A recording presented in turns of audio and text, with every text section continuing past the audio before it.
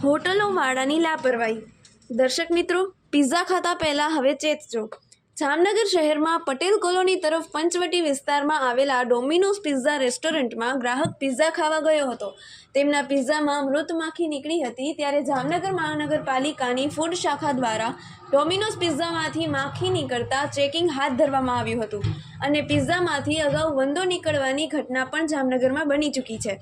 ગ્રાહકે પિઝામાંથી માખી નીકળતા વિડીયો બનાવી સોશિયલ મીડિયામાં કર્યો વાયરલ।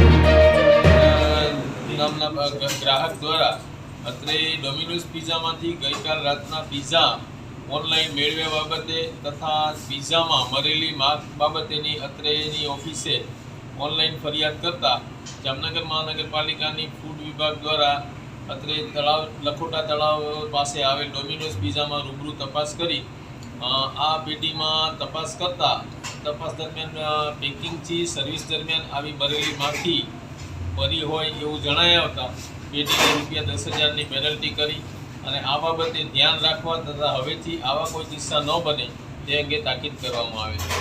સ્વચ્છતા અંગે શું હાઇજેનિક કન્ડિશન મેન્ટેન કરવા બાબતે એને સૂચનાઓ આપેલ છે અને આ અંગે રોજકામ પણ કરેલ છે।